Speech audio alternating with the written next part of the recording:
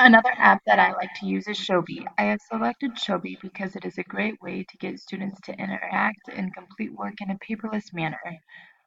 My goal is to get students equipped and engaged with tools necessary to succeed when going to one-on-one iPads next year. I think that this is really exciting, and I think that this is a good opportunity for students to be open-minded and learn with technology in a safe and appropriate way. A couple of the standards that I chose was to set professional learning goals and to explore and apply pedagogical approaches made possible by technology and reflect on their effectiveness. Um, I think we're able to do this by looking at test scores and other things that uh, will be taken on iPads or technology.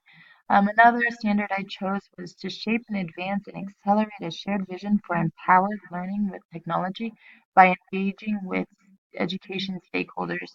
Um, I think we're able to do this by sharing our information and our activities with other people in the community.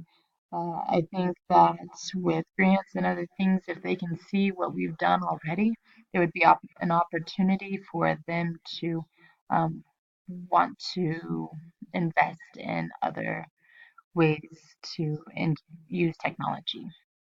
So when looking at Showbie, there's many ways that you can use it.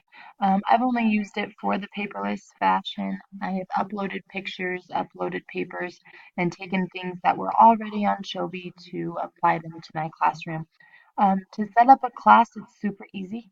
When you log in, you just click this wrench, and you can add a new class or you can join a class. It's kind of nice to have this archive class because when you're done with a class after a year, being able to make it to where kids can't see it is really nice so they don't get confused um, into what class they're getting into. Um, so another cool thing is when you click on class discussion, this is where you can upload pictures or other things that you have. If you want to have a discussion about something, if you just typed your question right here, um, you can either talk to students, and if this is on pause, students can't post anything. So they're engaged with what you are talking about as opposed to typing because they're not going to be allowed to post it anyway. Um, it's a good way for you to see what students are sharing while they're able to read and look at what other people are posting while still coming up with their own ideas. Another thing that I like to do, this is a lesson that I used. I guess it won't show me right now, but I had it originally had it archived and I had taken it out for this, but it's not working. So whenever you click on it, it's supposed to give you the option to archive it um, or unarchive it. So here are all of the assignments that I've archived. You can tell by who has handed it in by the clip mark, the um, paper clip, or if they've been edited by the red um, swirl right there. This is a good opportunity for students to go and revise work, and it's a whole lot easier to carry around one iPad as opposed to all those papers. Um, so some other things, groups.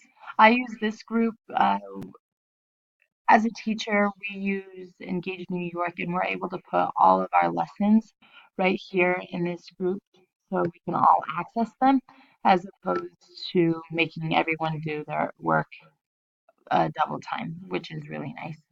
Um, I And then to add or search students to see what they've turned in or what they're missing, this is a good way to do that. When they are turning in, when you are making an assignment, um, I guess I never showed you how to do that. You will also click on the wrench right here, and you just click New Assignment.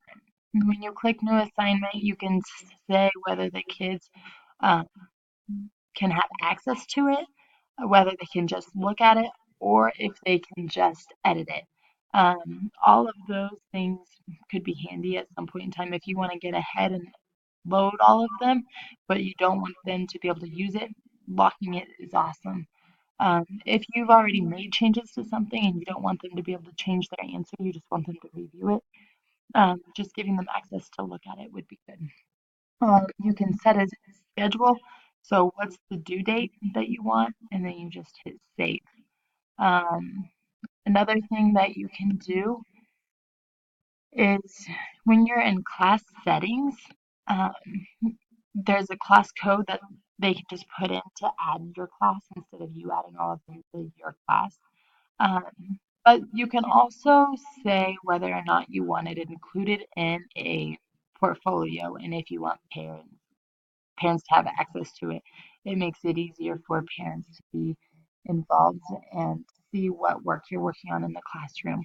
Um, but it's very simple, very easy to use, and a nice way to get away from paper. Thanks.